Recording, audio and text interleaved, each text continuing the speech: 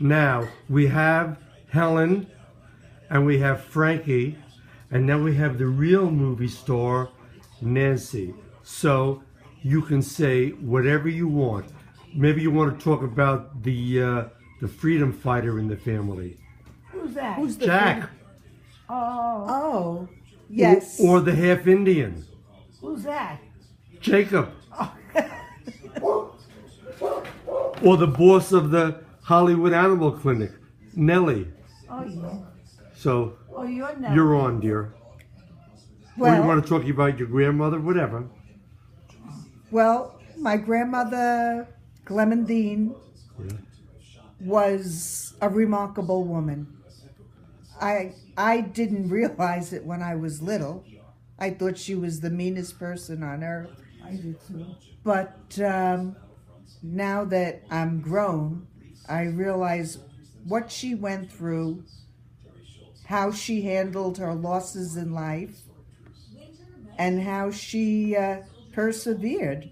I never realized it till I was older. And but I always remember feeling secure with her. And I remember the food she served. She was the worst cook. And we had beans most of the week. One day mixed with shkadal, one day mixed with idab. And on Thursday, she made the spaghetti sauce, which was the worst. Black. It was watery with chicken wings. And on Saturday, we had a wonderful lunch because the butchers would come in with the steak and sausage and peppers, and we would all chip in cooking. And on that day, we were allowed to go across the street and get all the sodas we wanted. And then on Sunday, of course, my mom made the sauce, and it was delicious, and her special chicken and salad. And Aunt Ray and Uncle Tony used to visit, and we had like cannolis for dessert. Sunday and Saturday were special days.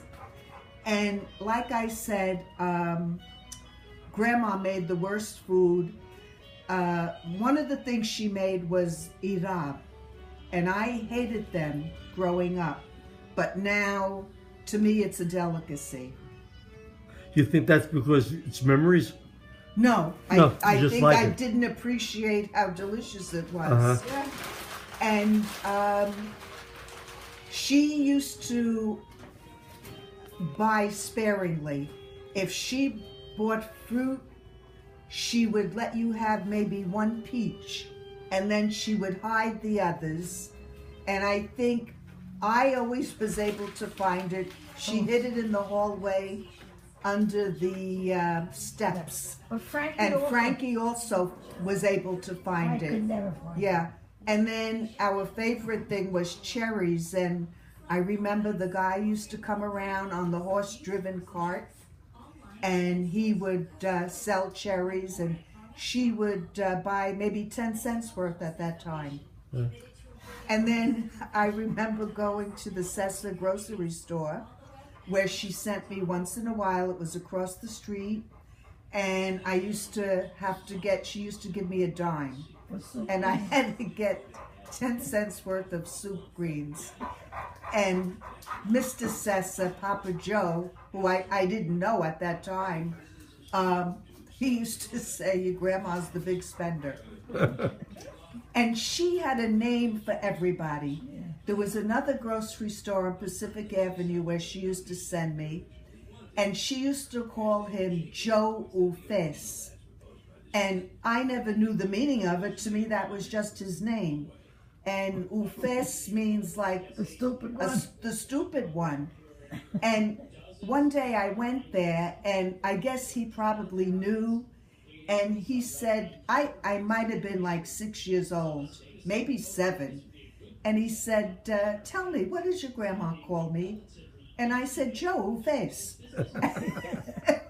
And he started laughing, but you know, And that was really the story of Grandma. And she used to watch me because my mom worked.